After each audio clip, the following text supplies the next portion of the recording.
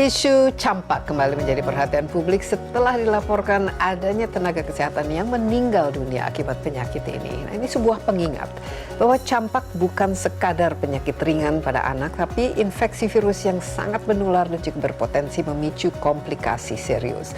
Dalam beberapa tahun terakhir, berbagai negara, termasuk Indonesia, menghadapi tantangan berupa munculnya kembali kasus campak seiring dengan penurunan cakupan imunisasi dan terganggunya layanan kesehatan selama pandemi.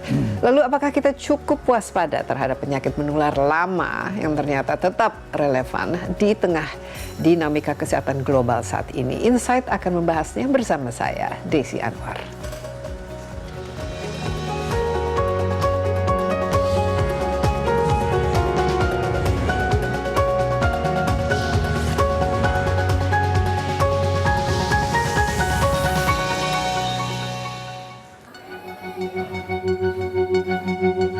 Campak merupakan penyakit saluran pernafasan yang kian menjadi isu kesehatan dunia.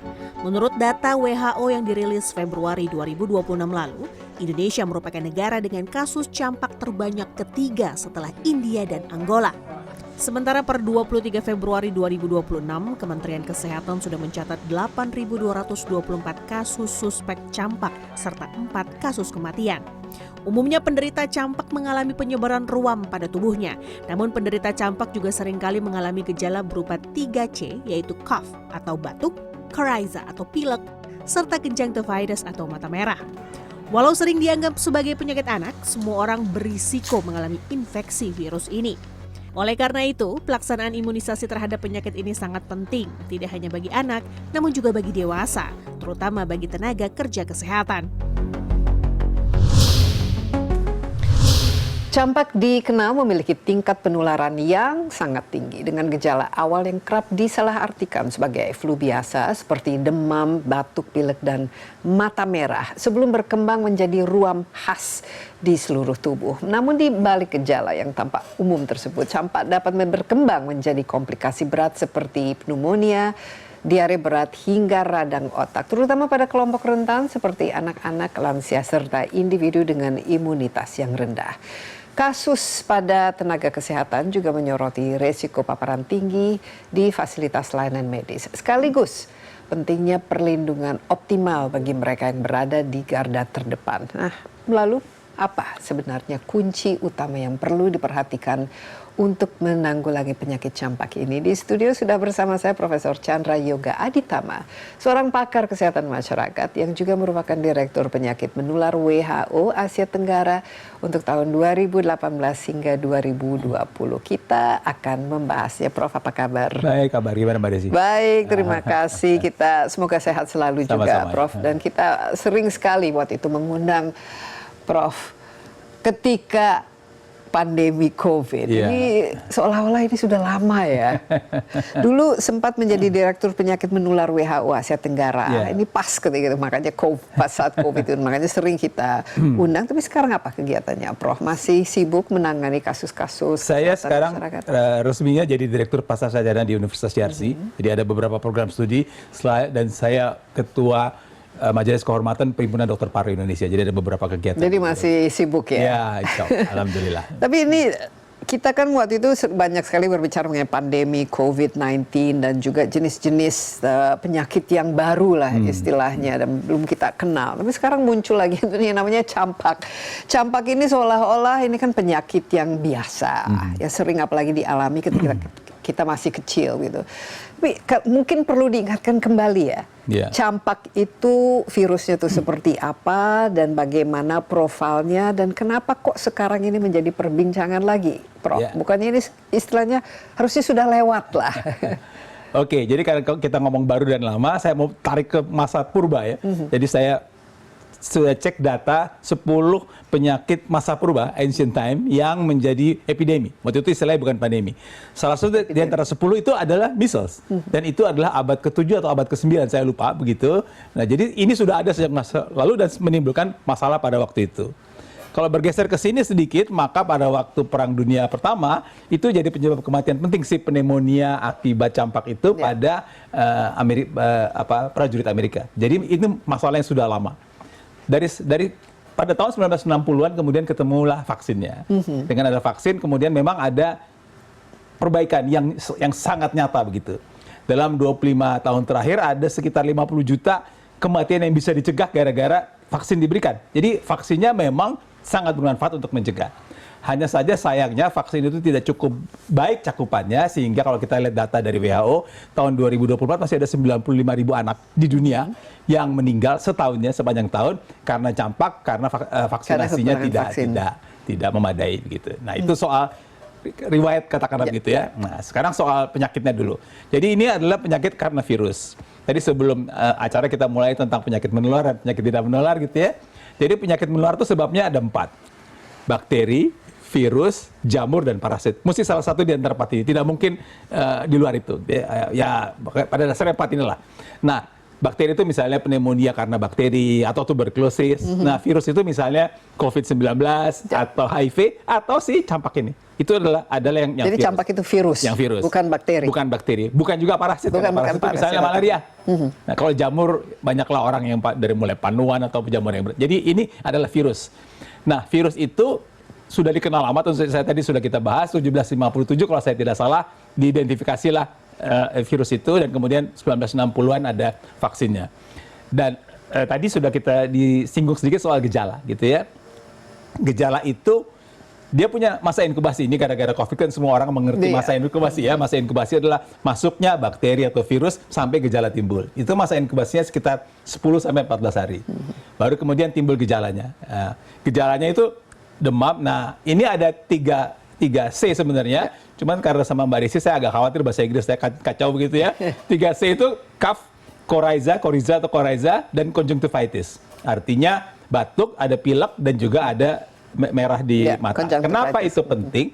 Karena kalau kita hanya berpegang pada merah di kulit, banyak penyakit demam yang ada merahnya. Jadi tidak semata-mata. Jadi kalau demam ada merahnya plus coryza, sebenarnya ada satu lagi yaitu bercak koplik di dalam bibir, tapi kan itu sulit ya di dalam mulut maksud saya. Jadi itu dinyatakan sebagai suspek campak, dan kemudian kalau mau bisa lakukan pemeriksaan lebih lanjut. Ya, itu Jadi ada 3 ya gejala. Ada 3 itu. COVID ini kan batuk ya. Jadi ini batuk, terus mata merah, dan juga pilek itu ya. Plus demam dan merah. Plus demam dan merah. Dan ini timbul gejala ini setelah 10-14 hari inkubasi atau dalam rentang waktu 2 minggu itu? Enggak, 10-14 hari itu biasanya akan timbul si demam dulu. Demam batuk. Si merahnya justru timbul 3 atau 4 hari kemudian. Dan itu akan hilang dalam waktu seminggu. Jadi kalau kasusnya ringan, dia akan hilang dalam waktu seminggu. Tapi memang dimulai dengan demam, dan kemudian ada merah, dan kemudian bisa menyembuh atau bisa ada komplikasi seperti itu. Ya, nah ini virus ya, berarti kan proses penularannya beda ya. Mirip-mirip nggak dengan kalau kita kan COVID kan ada istilahnya kontak atau udara atau bersin-bersin dan lain sebagainya, dan bahkan ya yang penting kita cuci tangan kalau udah menjaga jarak kalau dulu. Ini kira-kira proses penularannya itu seperti apa, dan kira-kira bentuk virusnya sehingga apa yang terjadi dalam tubuh kita ketika virus itu menyerang? Kalau kita pakai, balik lagi yang WHO, karena saya kan tadi kan saya di quote sebagai pernah kerja di WHO ya. Ini one of the most contagious in the world. Jadi even more contagious. Yang paling menular. Ya, lebih menular. Bahkan lebih menular dari COVID, karena satu orang campak bisa menulari 12-18 orang yang lainnya. Itu satu. Wow. Yang kedua, yang dalam tanda kutip agak mengkhawatirkan adalah dia menular melalui udara seperti ini. Dan jadi kalau kita satu ruangan, oke lah, tapi sesudah pasiennya keluar, itu masih ruangan ada. itu masih ada, jadi masih bisa menular di situ. Sampai 2 jam sesudah orang campak itu keluar. Jadi penularannya memang tinggi gitu ya. Karena itu, kalau saya mau pindah sedikit topik yang agak beda sedikit, kan sebenarnya ada 3 pemicu acara CNN hari ini. Nomor 1 memang dokter yang meninggal. Yang kedua ada peningkatan KLB. Yang ketiga, kita ada kasus 2 orang di Australia, satu di Perth, satu di Sydney, yang pesawatnya dari Jakarta. Dan dia kena kirim ke sana, sampai sana dia positif. Yang ingin saya sampaikan adalah begitu mereka sampai positif, si pemerintah Australia membuat data sangat lengkap. Jam 10.30 sampai 11.30 dia di conveyor belt nomor sekian. Jam 11.30 sampai sini dia nunggu taksi. Kenapa itu dia sebut? Supaya orang yang pada jam yang sama berada di tempat sama jadi waspada. Itu menunjukkan bagaimana concern kewaspadaan yang tinggi kewaspadaan. Ya, apalagi kita setelah pengalaman COVID kan kita harus trace, kita harus bisa mengikuti jejak lah istilahnya dari mana ke mana dan lain sebagainya. Kita istirahat sebentar, Prof. Chandra, ini menarik sekali dan sangat penting, apalagi kalau sekarang sudah menjadi KLB ya, kasus yang luar biasa di Indonesia, tapi jangan juga kita sampai menularkannya ke negara lain kan. Insight with Desi Anwar akan segera kembali, tetaplah bersama kami.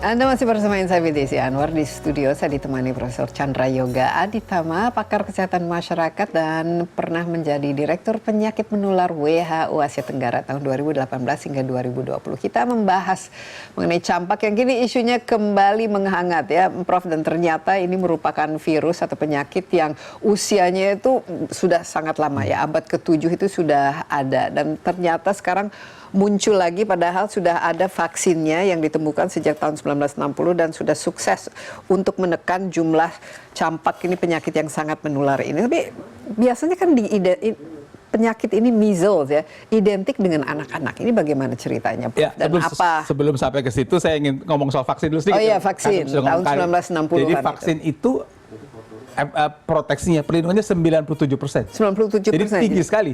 Ya. Kalau kita bandingkan COVID itu 50-60% sebenarnya waktu itu. Ini 97%. Jadi kalau orang divaksinasi lengkap 2 kali, sebenarnya dia betul-betul praktis terlindung. Begitu. Nah, seumur hidup kan? Nah, seumur hidup nanti cerita nomor 2. Cerita nomor 2. Tadinya memang kita pikir seumur hidup, tapi kemudian ada yang namanya waning immunity, imunitas menurun sehingga akhirnya pada dewasa perlu kita vaksin, dan itu nanti kita bahas. Tapi saya ingin tegaskan bahwa vaksinasinya efektivitasnya tinggi, sampai 97%. Tapi ini, kalau mengenai vaksinnya, idealnya di usia berapa vaksin itu dilakukan dan berapa kali? Ya, jadi 2 kali ya, artinya untuk kita, bahkan di Indonesia dikerjakan 3 kali, pada 9 bulan, 18 bulan, dan pada masuk sekolah. Namanya masuk dalam program BIAS, bulan imunisasi anak sekolah. Dan itu wajib, maksudnya kan, supaya yang lewat-lewat sini bisa dikerjain di sini, tapi 2 kali inilah minimal. Karena sudah kamu ngomong vaksin dewasa sekalian aja ya. Jadi tadinya kita pikir seperti itu. Tapi belakangan terjadilah kasus pada dewasa. Bukan hanya di Indonesia, tapi di berbagai negara. Sehingga beberapa negara sudah menganjurkan tambahan vaksinasi pada dewasa. Yang detail sekali membuat caranya memilih vaksinnya bagaimana, kapan, siapa yang harus diberikan, 1 kali atau 2 kali, itu Amerika Serikat. Jadi Center of Disease Control and Prevention, CDC, punya algoritma. Tadi kita barusan ngobrol, saya barusan webinar, dan saya sampaikan algoritma itu kepada teman-teman di Kementerian Kesehatan kalau itu mau dipakai. Jadi memang ada algoritma pemberian vaksin campak pada dewasa. Nah, tapi ini masih berupa saran, belum diwajibkan lah istilahnya. Jadi yang pertama, kalau yang anak, yang 9 bulan, 18 bulan, itu sudah jadi program nasional wajib dalam pengertian gratis.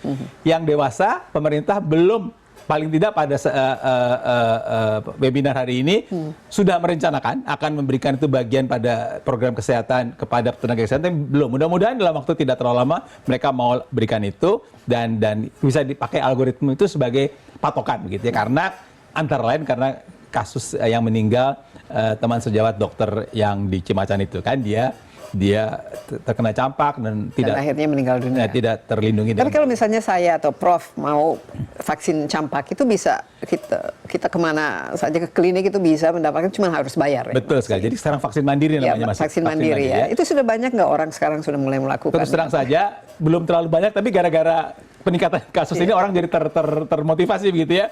Kalau mau saya agak anak saya barusan ke dokternya bilang vaksinlah campak begitu. Karena itu ada, jadi sekarang gara-gara ini jadi mulai banyak anak vaksin campak. Jadi kalau mau diberikan 2 kali pada dewasa, jaraknya 28 hari. Artinya sebulan pertama dan yang kedua sebulan. Sebenarnya ada kriteria lainnya, apakah vaksin awal sekali apa 2 kali, atau kita ragu. Kalau ragu baiknya diberikan 2 kali. Kalau vaksin masih kecilnya itu lengkap, berikan sekali cukupnya. Makanya ada algoritma itu yang tinggal diikuti bagaimana. Jadi salah satu rekomendasi acara kita, mudah-mudahan pemerintah segera merealisasi program vaksinasi pada dewasa di Indonesia. Mula-mula pada tenaga kesehatan is okay, tapi kalau bisa diperluas akan lebih baik. Kalau di Amerika, tentu kita tidak bisa copy paste dari Amerika ya. Nomor satu dia tenaga kesehatan. Nomor dua, orang Amerika yang akan pergi ke daerah yang ada KLB-nya. Di kita ada KLB di sekian provinsi ya. Jadi mungkin selain tenaga kesehatan perlu juga tambahan orang lain. Kemudian ada kriteria lain. Tapi setidaknya kalau sudah mulai di tenaga kesehatan, saya kira sudah sangat baik karena itu melindungi ya teman-teman yang ada di garda terdepan. Jadi saya tekankan sekali lagi kalau bisa. Ya, ini penting ya. Take home message ya, take home message dari acara ini. Tolonglah vaksinasi dewasa diberikan. Nah, kembali mengenai measles atau campak ini sebagai penyakit anak kecil. Ini kan, apa kira-kira dampaknya kalau campak itu kita kenanya waktu masih kecil dan kenanya ketika sudah dewasa, dan ketika waktu kita masih kecil ini dari derajat, memang menularnya itu sangat cepat, tapi dari derajat ke istilahnya the severity of the illness, ya, seberapa fatalnya atau beratnya dampak dari virus ini terhadap anak-anak. Ya, jadi memang sebagian besar kasusnya ringan, tapi kalau pakai data 1 dari 1000 bisa jadi meninggal dunia. Itu data di buku, dan itu nyambung dengan data kita. Data kita tahun 2025 itu ada 60.000 kasus di Indonesia ini, dan yang meninggal 60. Jadi 1 dari 1000 memang kan. Tapi apa faktor yang membuat ya daya tahan tubuh turun, imunitas jelek dan sebagainya, terlambat penanganan dan sebagainya. Kalau kita dulu COVID itu komorbid. Ya. Dan karena sudah ngomong 60.000, saya mau ingatkan bahwa ini sekarang acara kita kan tahun 2026. Tapi sebenarnya kalau kita lihat tahun 2024 itu kasusnya 25.000 se-Indonesia. Tahun 2025 naik jadi 60.000. Jadi sebenarnya naik 147% ini. Apa penyebab utamanya? Penyebab utama adalah penurunan cakupan imunisasi. Jadi sudah ada laporan dari Kementerian Kesehatan sendiri bahwa tadinya kan imunisasi 2 kali ya. Imunisasi yang pertama yang saya pernah baca laporannya tadinya hampir 100%. Tahun berikutnya turun jadi 95%. Tahun berikutnya turun jadi 92%. Di tahun 2025 turun jadi 80%. Wow, jadi trennya semakin lama semakin menurun. Apa? Karena kekurangan komunikasi, penyuluhan, atau kekurangan vaksin, atau kekurangan tenaga medis, atau mungkin meningkatnya orang yang sudah mulai gara-gara COVID ya menjadi anti vaksin yang seperti kita lihat di Eropa dan di Amerika misalnya. Jadi vaksin resistensi, orang yang menolak terhadap vaksin mau tidak mau diakui makin lama makin besar ya, dan itu justru sudah jadi masalah sebelum COVID bahkan, dan sekarang juga jadi masalah. Dan ini hal yang sangat perlu untuk kita tanggulangi supaya jangan sampai ini terjadi, kan kasihan anak-anak kalau tidak divaksin karena vaksin resistensi itu. Jadi itu salah satu faktor yang utama. Saya kira soal logistik tidak terlalu jadi masalah, tapi vaksin resistensi ini yang menyebabkan cakupan imunisasi itu turun dari waktu. Khususnya di mana-mana saja kalau di ada datanya, saya tidak ingat persisnya, ada datanya provinsi mana yang rendah, tapi rata-rata kan tetap 80%, sementara targetnya 90 sampai 90%. Wow, tapi turunnya cukup signifikan ya, apalagi kalau satu orang bisa menularkan penyakit ini ke 18 orang. Ini kalau sekolah-sekolah, ini kan kalau anak-anak ini masih nggak, Prof, mewajibkan atau melakukan vaksinasi di sekolah? Itu yang tadi saya bilang sebagai namanya bias. Jadi diberikan pada 9 bulan, 18 bulan, maksudnya anak usia 9 bulan, anak usia 9 bulan, plus pada waktu masuk sekolah. Namanya bulan imunisasi anak sekolah bias. Itu diberikan di sekolah-sekolah. Berbagai jenis vaksin termasuk juga vaksin MR ini. Jadi harusnya itu dilakukan, dan ya tapi pada kenyataannya toh begitu. Cuman kita juga mesti fair ya, karena kalau kita lihat laporan WHO, di dunia juga angkanya turun. Maksud saya cakupan Indonesia juga turun dari 86 menjadi 86 tahun 2019, tahun 2024 saya kira 84. Jadi memang turun. Jadi vaksin resistensi itu bukan hanya masalah kita, Mbak Desi tadi ngomong Eropa, itu memang jadi masalah dunia dan kita perlu. Tapi apa Prof sendiri melihat penyebabnya itu seperti apa? Kalau kita lihat algoritma sehingga membuat tren penurunan ini, apa yang menjadi faktor yang kalau WHO lagi, kalau tadi 3C itu cough, coryza, sama conjunctivitis gejala, dia pakai 3C juga yang ini. Yang pertama soal confidence. Jadi orang ada orang yang nggak yakin ini vaksin benar apa enggak, berbahaya apa enggak, menyembuhkan apa enggak. Isinya kan 3. Nomor 1, apakah aman apa tidak? Ini selalu disebut-sebut. Yang kedua, kok ada yang sudah divaksin masih juga sakit. Jadi dia masih dan tidak ada vaksin yang 100% bagaimanapun juga. Itu yang kedua. Dan yang ketiga, ada isu ya ini jangan-jangan dagang, ini jangan-jangan pemerintah begini, isu seperti itu. Jadi kayak ada conspiracy theory-nya. Ini justru untuk membuat apa begitu. Itu yang kedua soal complacency. Jadi sebagian orang merasa ini pasien ini kan tadi kita bahas, ini kan udah nggak penting lagi, kita bisa sembuh dengan sendiri, nggak usah lah divaksin-vaksin. Untuk apa tambah masalah? Itu yang kedua. Yang ketiga memang walaupun mudah-mudahan di Indonesia tidak ada soal convenient, mudah nggak orang mendapatkan vaksin itu. Nah itu hal yang penting. Saya kira kalau di kota besar pasti tidak ada masalah. Mudah-mudahan juga di daerah-daerah terpencil 3T itu juga tidak jadi masalah. Jadi kalau WHO menggambarkannya 3, walaupun 3 itunya uraiannya bisa panjang sekali ya. Bisa macam-macam. Juga tergantung dengan budaya dan demografi masing-masing daerah dan masing-masing negara itu sendiri. Tapi kalau dilihat dari segi Indonesia sendiri, ini bukan satu vaksin yang langka kan sebenarnya. Tidak ya. Bukan. Kita produksi sendiri nggak? Saya nggak tahu produksi sendiri, saya kira ada produksi sendiri. Tapi maksudnya bukan sesuatu yang... Bukan vaksinnya tidak ada. Tidak ada dari vaksin COVID. Vaksin COVID kan memang tidak ada karena ini vaksin yang tersedia sudah lama dan tersedia di mana-mana. Tapi memang sebagian orang tidak mau divaksin dengan berbagai alasan. Tapi dari segi harga juga terjangkau ya harusnya. Kan gratis vaksinnya, anak-anak gratis. Kalau misalnya kita mandiri lah. Kalau mandiri ya ada lah, tapi tidak terlalu mahal lah istilahnya. Betul. Baik, kita istirahat lagi, Prof. Tapi kita akan lanjutkan setelah yang berikut ini. Tetaplah bersama Insight with Desi Anwar.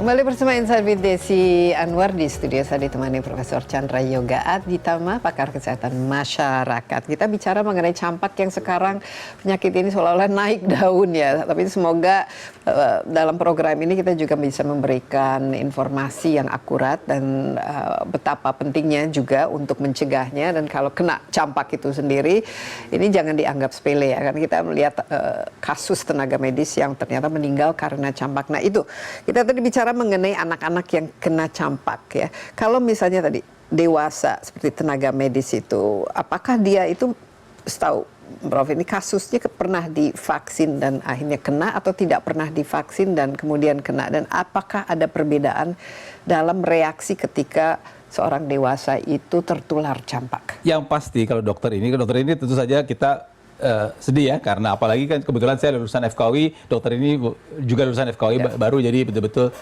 menyedihkan begitu. Dokter ini menangani kasus campak pada saat hari-hari sebelum beliau meninggal dunia. Jadi saya kira penularannya jelas begitu. Saya tidak tahu persis apakah imunisasi campaknya lengkap atau tidak lengkap. Dulu yang jelas sekarang dia belum diimunisasi campak. Tadi kita sampaikan kalau bisa dewasa diberikan, tapi untuk kasus ini belum imunisasi campak. Maksudnya dia belum diimunisasi ulang. Itu satu. Yang kedua, tadi kan saya sampaikan 1 dari 1000 anak ini itu bisa berat dan bisa meninggal dunia.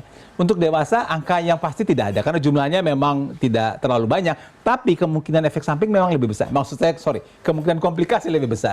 Ada data dari WHO mengatakan 10-20% mungkin menjadi berat dan 30% diantaranya pneumonia. Jadi kemungkinan menjadi berat itu lebih besar pada dewasa. Karena itu dewasa perlu waspada, makanya keluarlah anjuran untuk mendapatkan vaksinasi campak pada dewasa itu. Ini soal kejadian pada dewasa. Jadi memang tadinya kita berkonsentrasi pada masalah pada anak, sekarang kita harus berpikir dewasa. Nah tadi kan saya cerita ada orang yang ke Australia itu ya. 2 itu 1 19 tahun, 1 9 tahun.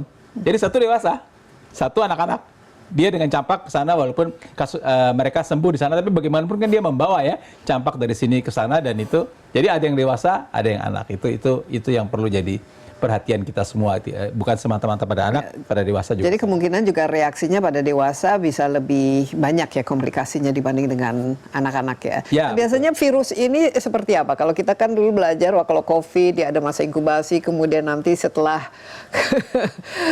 berapa hari kemudian itu kan bisa hilang sendiri, mati sendiri lah istilahnya virusnya. Nah, ini bagaimana perjalanannya dan apa efeknya kalau misalnya tidak di-treat atau tidak misalnya diobati ya. Bicara tidak di-treat, memang virus ini akan sembuh dengan sendirinya tanpa pengobat. Jadi tidak ada antivirus spesifik buat mengatasi virus campak. Kalau toh dia masuk rumah sakit, maka yang ditangani pemberian yang namanya disebut-sebut sebagai terapi suportif. Kalau sesak dikasih oksigen, kalau kurang cairan dikasih cairan, kadang-kadang diberikan vitamin A. Kecuali kalau nanti jadi pneumonia, itu lain lagi ceritanya. Nah, jadi tidak ada terapi spesifik. Dan kita juga mesti fair mengatakan bahwa sebagian besar kasusnya itu dalam waktu seminggu sesudah resnya muncul, dia akan sembuh. Jadi cukup lebih banyak orang yang sembuh. Walaupun tentu saja 1-2 yang meninggal sesudah tambah berat itu sangat menyedihkan. Tapi sebagian besar akan sembuh tanpa pengobatan spesifik. Jadi tidak ada antivirus yang spesifik untuk virus campak ini. Pasiennya akan sembuh dalam waktu sekitar seminggu sesudah resnya muncul. Kalau dia jadi pneumonia, karena kasus yang dokter ini kan pneumonia, itu ada 2 kemungkinan. Bisa pneumonia gara-gara virusnya, bisa juga karena dia campak berat, bakteri komensal, bakteri yang tadinya ada di dalam tubuhnya bangkit. Jadi bisa pneumonia gara-gara bakteri. Dan kalau pneumonia gara-gara bakteri terjadi pada orang dewasa yang campak, maka obatnya tentu antibiotika. Kalau pneumonia pada virus tentu obatnya bukan antibiotika, antivirus kalau mau diberikan, walaupun secara umum tidak ada, walaupun ada beberapa penelitian mencoba antivirus tentu, tapi obatnya adalah penanganan pneumonia itu. Itu hal yang berbeda dari campaknya itself. Campaknya sendiri kalau tidak terlalu berat bisa membaik. Jadi ini kalau disebut correlation atau causation yang mana kalau dengan pneumonia ini? Itu komplikasi namanya. Komplikasi? Ya, namanya komplikasi. Jadi yang disebabkan oleh virus campak itu sendiri, tapi ada faktor kena bakterinya juga. Ya, jadi kalau pneumonia 2 kemungkinan. Bisa si virusnya sendiri menimbulkan pneumonia, atau karena campaknya berat, daya tahan tubuhnya turun, kemudian bakteri yang tadinya tidur di dalam paru-parunya bangkit begitu. Tapi diagnosanya adalah meninggal karena komplikasi campak begitu. Iya, betul. Ya. Jadi memang ini bisa mematikan kan? Oh bisa, memang bisa. Makanya tadi saya sampaikan anak aja dari 1.001 yang meninggal gitu ya. Dan tadi tahun 2025 dari 60.000 kasus yang dilaporkan di Indonesia nih, bukan kata teori lagi, ada 60 yang meninggal. Tahun 2026 ini saya punya data sampai Februari itu ada mungkin 18.000 yang meninggal, ada 4 orang. Jadi memang ada yang meninggal tentu saja ya. Ini paling besar resikonya untuk menjadi fatal itu apa? Ini kan biasanya kalau lansia, anak-anak, ibu hamil, atau ini bagaimana dari segi faktor resikonya? Itu kan juga pertanyaan khas waktu COVID kan, siapa yang jadi? Siapa yang harus? Jadi tentu saja memang daya tahan tubuh itu penting. Tetapi karena peran besar dari vaksinasi, maka orang yang tidak divaksinasi menjadi faktor resiko yang sangat tinggi gitu.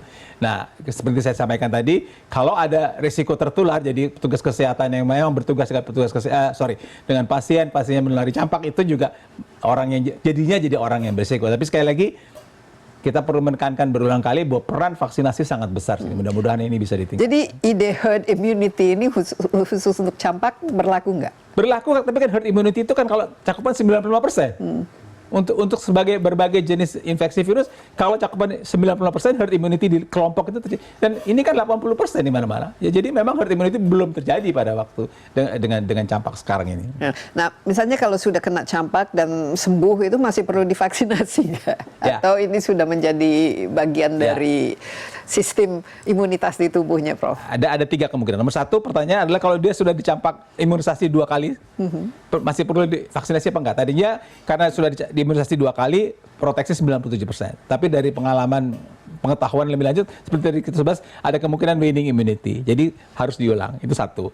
Yang kedua, kalau dia sakit. Nah, itu juga sama. Sakit itu punya daya tahan tubuh gitu ya. Tapi pada kenyataannya memang ada juga waning immunity, sehingga kemungkinan perlunya campak vaksinasi berikutnya itu tetap diperlukan, terutama pada orang yang kalau kita mau ambil prioritas ya minimal petugas kesehatan. Tapi orang yang ada dalam kerumunan, seperti tadi kita bahas sedikit, orang Amerika kalau dia pergi ke daerah KLB outbreak ya bahasa dia, maka dia menganjurkan orang Amerika vaksinasi campak. Jadi kalau sementara kita jelas ada outbreak di cukup banyak provinsi. Jadi memang itu ada penurunan imunitas, karena itulah sekarang mulai ada anjuran untuk memberikan vaksinasi campak pada dewasa. Ya, kalau misalnya ada nggak sekarang anjuran dari Australia, kalau ke Indonesia hati-hati, kalau bisa harus imunisasi campak. Saya belum baca anjuran Australia. Seperti kita dulu, misalnya ke Afrika begitu, harus yellow fever, atau ada buku, atau misalnya kan Pak Prof baru umroh ya, ini kan ada daftar vaksinasi yang harus dijalankan.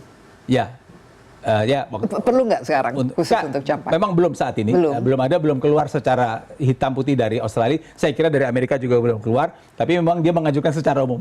Kan Amerika itu CDC itu bahkan kadang-kadang dia keluar country by country ya. Tapi sepanjang yang saya tahu belum keluar country by country untuk Indonesia. Tapi kalau di WHO sendiri bagaimana memandang campak ini khususnya di Indonesia, penanganannya dan juga anjurannya, dan apakah ada semacam inilah. Itu tadi kan sekarang kita kasus yang nomor 2 ya, di negara yang paling banyak mengalami mengalami campak ini. Ini Ya. menjadi cause of concern nggak, Ya. Prof? Pertama sekarang jadi berubah jadi nomor 3 ya. Nomor 3. Nomor 3 ya. Dan itu bukan campaknya, jadi dia menghitung jumlah pasien pada waktu outbreak. Itu yang nomor 3. Jadi habis India, Angola, Indonesia, jumlah pasien pada waktu outbreak, bukan jumlah pasien pada keadaan dalam tanda kutip bukan outbreak. Jadi Ya. nah, tentu saja itu jadi concern. Nah, tetapi dan orang dengan relatif mudah menghubungkan dengan cakupan imunisasi yang rendah. Jadi memang sepanjang cakupan imunisasi kita masih rendah, ini nggak akan selesai. Plus memang, kalau sudah terjadi KLB ada 2 yang bisa dikerjakan. Satu yang namanya outbreak response immunization, satu yang namanya catch up. Jadi itu secara teknis kesehatan masyarakat itu yang mesti dilakukan. Jadi kalau ada KLB, dilakukan outbreak response immunization, semua anak diberikan vaksinasi di daerah itu. Catch up itu untuk anak-anak yang belum divaksinasi diberikan vaksinasi. Dan berita baiknya adalah pada waktu awal 2026 kasus kita cukup tinggi. Beberapa kan surveillance penyakit itu di semua negara dilaporkan week by week, minggu by minggu. Kita juga melakukan hal yang sama. Saya kira dalam 3 minggu terakhir atau 2-3 minggu terakhir ini angkanya sudah turun. Jadi ada penurunan yang sangat nyata. Jadi ORI dan Catch-up itu bekerja. Ya, ini penting ya. Kenapanya dan juga mungkin lesson learn-nya yang kita dapatkan ya dari kasus ini, kenapa meningkat tapi tiba-tiba kenapa mulai menurun. Nah, tetaplah bersama kami. Insight with Desi Anwar akan segera kembali.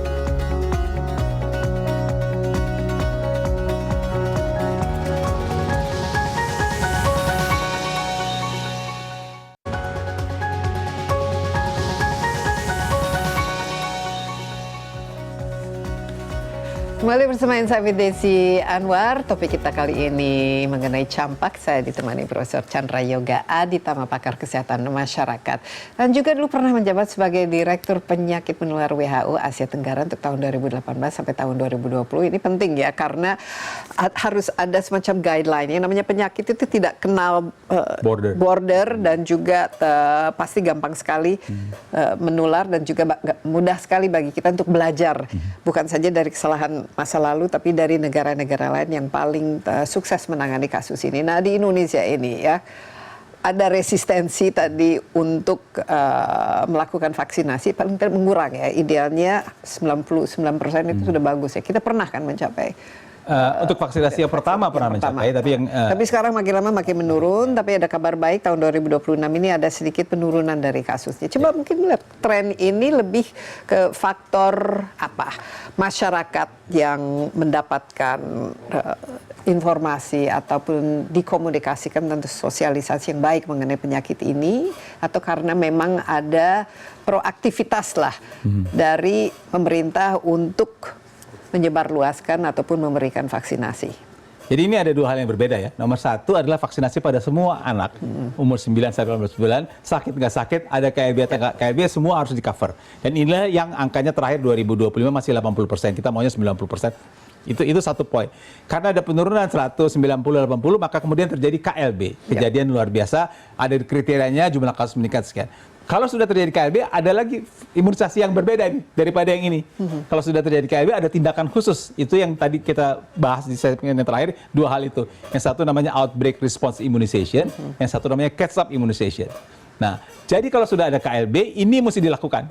Outbreak response immunization dan KLB. Tapi kalau nanti KLB sudah itu, yang vaksin ini tetap harus jalan begitu. Nah, penurunan di tahun 2016 ini dari awal Januari sampai sekarang, itu karena ininya berjalan kuat.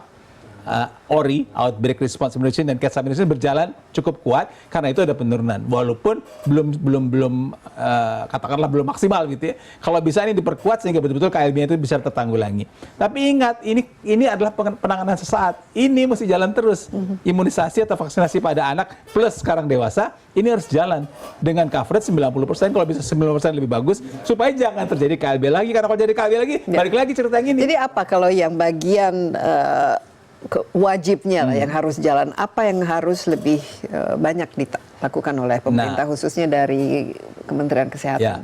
Sebenarnya ini yang kedua ini mungkin orang agak mau karena kan sudah lihat banyak yang sakit gitu ya. Jadi karena itu dia ada sense of urgency. Iya, dia lihat, walaupun di beberapa daerah katanya ini masih juga ada yang menolak. Tapi kalau yang ini kan orang nggak ngelihat sakitnya. Anak masih sehat, anak cucu, anak sehat-sehat, kenapa mesti divaksin? Itu yang jadi masalah. Karena itu memang harus ada upaya sistematis untuk menangani vaksin resistensi. Karena vaksinnya tersedia, harganya gratis dan aman. Oh efektif. ya. Jadi masalah keamanan ini kan penting. Vaksin itu ada dua selalu. Nomor satu, sebelum dia diberikan, dia sudah dijamin aman. Sesudah dia dijamin aman, baru kemudian dijamin efektif. Jadi tidak ada vaksin yang tidak aman yang diberikan pada manusia, apapun jenis vaksinnya. Pasti dia aman, tapi kemudian dia efektif. Dan efektif itu untuk yang campak ini 97%. Nah, sekarang bagaimana kita, pemerintah, masyarakat, kita juga di CNN menjelaskan kepada masyarakat, menjelaskan bahwa ini adalah vaksin yang aman, vaksin yang efektif, dan vaksin yang perlu diberikan pada anak-anak kita. Itu yang perlu. Dan katanya ada 3 secara teoritis ilmu komunikasi nih ya. Mbak Desi lebih jago dari saya ilmu komunikasi. Yang pertama messengernya, kemudian bagaimana cara penyampaiannya, orangnya siapa, kemudian cara penyampaiannya, ada yang bilang mesti empati segala macam, dan yang ketiga kontennya, begitu. Nah, kebetulan di bulan April ini itu Hari Kesehatan Sedunia, tanggal 7 April. Tanggal 7 April itu Hari Kesehatan Sedunia karena tanggal 7 April 1948 itu WHO berdiri. Jadi tanggal 7 April ini Hari Kesehatan Sedunia. Kenapa saya bicara itu? Karena temanya saat ini adalah Together for Health, Stand with Science. Oke, stand with science. Nah, ini stand with ya. science ini yang penting supaya informasi yang beredar, HP kita simpan saya di WhatsApp itu tidak berdasarkan hoax. Ya, berdasarkan hoax, tidak ada bukti ilmiahnya. Jadi karena kita maunya kenapa WHO mengambil stand with science? Karena itu memang tidak spesifik untuk vaksin ya, supaya semua keputusan itu didasarkan kepada sains, jangan semata-mata berdasarkan hoax dan ya media sosial. Ya mungkin salah satu faktor kenapa turun juga ya kepercayaan orang itu adalah karena prevalensinya media sosial yang memuat mungkin informasi ataupun pengalaman-pengalaman yang membuat orang takut ya. Jadi wah, kenapa harus takut misalnya dari segi keamanan dan lain sebagainya. Jadi pada intinya perlu dan aman dan sudah terbukti, dan ini bukan sesuatu yang baru kan. Kalau COVID kan masih boleh lah waktu itu dipertanyakan karena ini hal yang baru ya vaksin. Nah, soal takut ini penting karena di media sosial ini dalam tanda kutip begitu jahatnya, begitu dalam tanda kutip ya, karena dia mengeluarkan bukti seakan-akan ilmiah yang mengatakan ini berbahaya. Tapi dari pengalaman pribadi. Padahal bukti ilmiah yang beneran itu jelas bukan seperti itu. Jadi seakan-akan ini bukti ilmiah juga, ada orang begini autism dan segala macam, itu padahal itu tidak benar. Bukti ilmiah yang ada mengatakan sekian puluh juta anak berhasil dicegah dengan imunisasi ini. Begitu. Baik. Kalau khusus untuk dewasa ini kan pasti ada cara komunikasi yang baru, dan apalagi untuk mendorong orang. Kalau tenaga medis menurut Prof harus diwajibkan imunisasi campak ya. Ini sudah ada ini nggak kesadaran dari tenaga medis sendiri ya? Kebetulan di rumah saya ada istri saya, anak saya, mantu saya dokter semua gitu ya. Jadi kita jadi vaksinasi campak gara-gara ini kan begitu ya. Jadi kita vaksinasi campak memang gara-gara ini. Ya, masalahnya bukan hanya kesadaran petugas kesehatan, tapi juga saya gimana ngomong, tanggung jawab pemerintah untuk melindungi tenaga kesehatan. Kan kasihan kalau seperti dokter ini sampai sakit. Apalagi kalau memang bersentuhan dengan penyakit campak itu sendiri. Kalau ada KLB, kasusnya meningkat. Kalau ada kasus meningkat, dia pasti bersentuhan.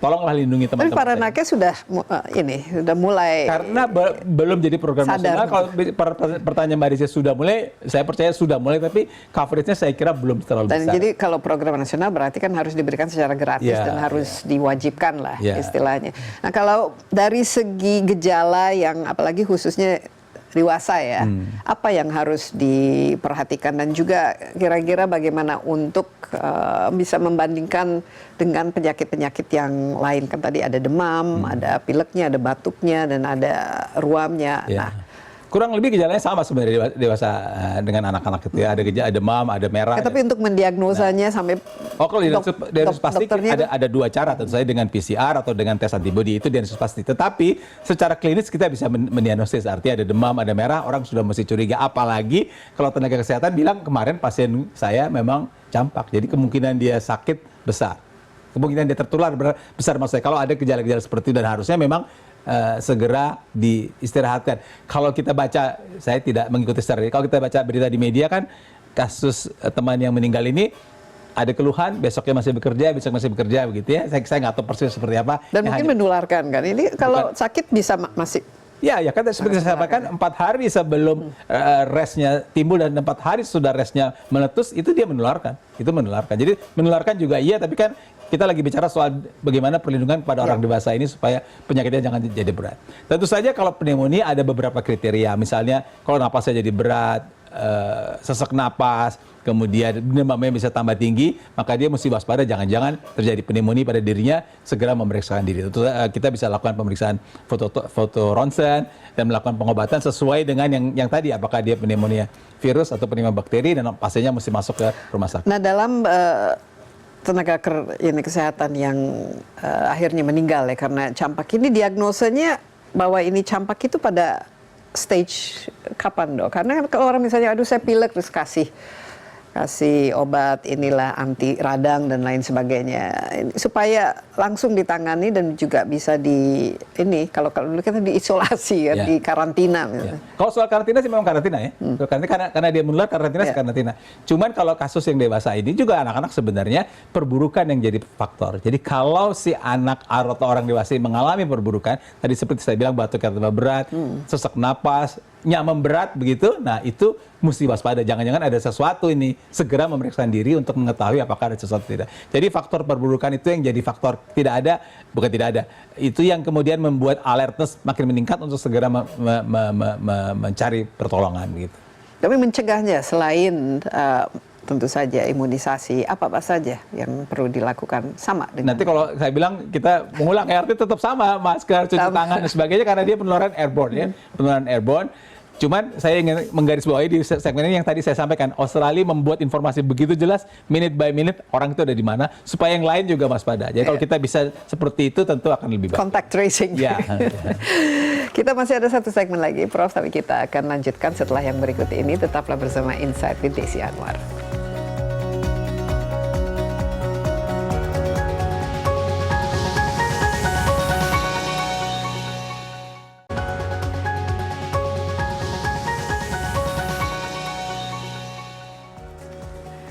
Kembali bersama Insight with Desi Anwar. Topik kita kali ini mengenai campak, dan ini juga berkaitan dengan Hari Kesehatan Dunia ya pada tanggal 7 April. Saya ditemani Profesor Chandra Yoga Aditama. Kita berbicara mengenai campak yang ternyata kalau dari segi penularannya ternyata jauh lebih menular ketimbang COVID ya.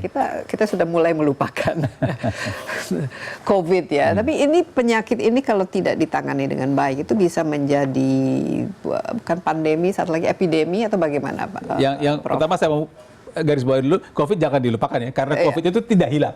Masih ada. Itu yang tertanggulangi adalah situasi pandeminya tertanggulangi, tapi COVID-nya masih ada, yang sakit masih ada, yang meninggal juga masih ada, bukan hanya di kepustakaan tapi di sehari-hari masih ada. Jadi kalau ada kecurigaan ke arah COVID tetap harus ditanggulangi. Jadi jangan dianggap bahwa COVID itu sudah tidak ada.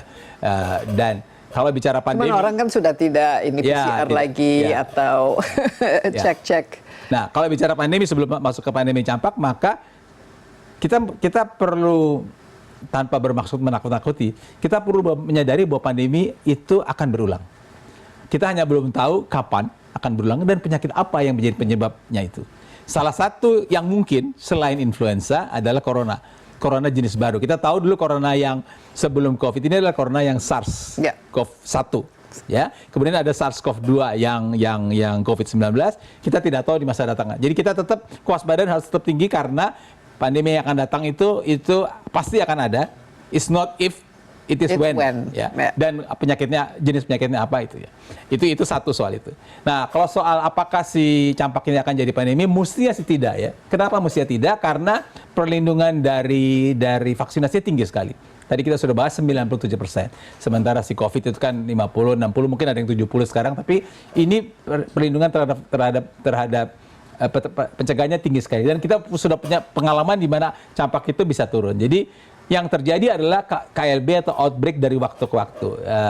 Kalau mau ambil Amerika lah, walaupun saya nggak, Amerika tadi sudah eliminasi, tapi sekarang dia ada lagi kasusnya. Karena juga cakupan, karena penolakannya, penolakan terhadap imunisasi cukup tinggi di sana. Plus ada orang masuk dari luar memangnya. Jadi memang dia masih akan ada dari waktu ke waktu. Tapi oke lah, kalau kita bicara dunia, kita bicara yang kita aja ya. Yang kita, tolonglah kita jaga, kita yakinkan bahwa vaksinasi yang diharuskan pada anak kita bukan hanya campak sebenarnya, ada sederetan 7 atau 8 vaksinasi yang perlu diberikan, itu dipatuhi dalam tanda kutip. Jadi dalam kesehatan masyarakat itu ada yang namanya PD3I. penyakit yang dapat dicegah dengan imunisasi. Salah satu di antaranya campak, ada hepatitis segala macam, dan itu ada programnya semua. Dan mumpung program itu ada dan gratis, tolong itu dimanfaatkan, kita vaksinasi anak kita sesuai dengan program yang ada. Dan sekali lagi, pasti vaksin apapun yang dipilih itu adalah vaksin yang aman dan dia efektif. Jadi vaksinasi harus diberikan pada anak, termasuk campak ini tentu saja. Iya, mungkin dalam kaitan ini ya, ini karena salah satu kenapa ada terjadinya KLB ini adalah karena penurunan ya imunisasi atau tingkat vaksinasi yang dilakukan. Apa kira-kira pesan bukan saja untuk orang tua tapi untuk orang dewasa juga dalam menghadapi campak ini? Kita tentu saja tidak ingin menakut-nakuti dan lain sebagainya, tapi lebih pencegahan itu jauh lebih baik, lebih murah dan lebih efektif daripada kita menyembuhkan kan. Ya, apa yang harus nomor satu, kita mesti sadar kejadian sekarang ini menunjukkan bahwa campak itu masih ada dan kadang-kadang bisa menimbulkan KLB. Itu kenyataan. Terjadi di negara kita, terjadi juga di negara lain. Dan bisa fatal itu satu. Dan si KLB ini bukan tidak mungkin menjadi fatal dan kita sudah punya beberapa contoh. Itu satu. Ya. Dan yang kedua, memang ini adalah PD3I, penyakit yang dapat dicegah dengan imunisasi. Jadi tolong vaksinasi diberikan pada anak, dan pada acara ini kita merekomendasikan agar vaksinasi pada dewasa juga diberikan pada minimal pada petugas kesehatan. Kalau bisa lebih banyak lebih bagus lagi. Itu yang kedua. Yang ketiga, kalau ada keluhan, belum tentu campak, memang ada demam atau segala macam, kalau kita tidak bisa tanggulangi, segera berobat ke fasilitas kesehatan terdekat untuk diketahui apakah ini campak atau yang lain. Itu untuk orang ya, untuk pasien. Untuk petugas kesehatan itu juga penting. Artinya dia harus punya alertness. Kok tiba-tiba saya sehari-hari menangani 50 pasien di puskesmas. Pasiennya keluhan seperti kok tiba-tiba hari ini pasiennya naik jadi 60, 70 dan sebagian besar merah dan demam. Bukan tidak mungkin itu ada sesuatu terjadi di daerah itu. Jadi alertness dari petugas juga sama pentingnya dengan alertness dari masyarakat. Jadi nomor satu, kita sadar, yang kedua bisa diimunisasi, dan yang ketiga, kalau memang ada keluhan segera berobat ke fasilitas. Dari pemerintah itu sendiri, khususnya di pemerintah daerah lah, dan di level-level sampai puskesmas ataupun posyandu lah, yang penting dilakukan supaya resistensi untuk imunisasi ini itu dikurangi. Ya, jadi saya kira selain kita, kalau yang sudah KLB kita tangani dengan dua hal, ORI dengan catch-up immunization.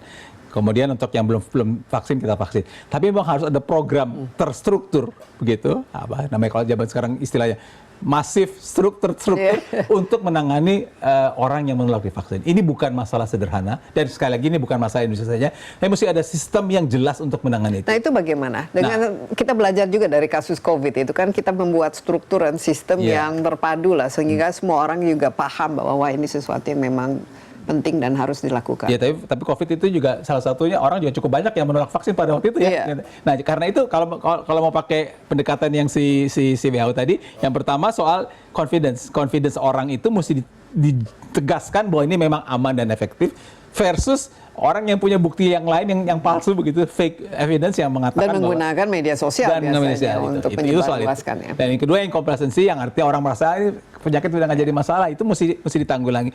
Karena ngomong media sosial, balik lagi messengernya siapa, caranya bagaimana, message-nya media sosial atau apapun juga, dan kontennya itu mesti mungkin ada badan khusus begitu di Indonesia ini yang menangani untuk bagaimana menanggulangi vaksin hesitansi, bukan hanya buat campak, sekaligus kita manfaatkan dalam tanda kutip momentum ini supaya ada program yang jelas vaksin hesitansi ini bagaimana ditangani dari waktu ke waktu, baik di tingkat pusat seperti yang Mbak Desi bilang, juga di bawah sampai di pusat. Pemerintah ataupun Kementerian Kesehatan menurut Prof kurang ya, atau tidak ada, ini bukannya bisa memberi saran nih Prof, dalam seminar-seminar kita berikan saran di sini, karena memang orang masih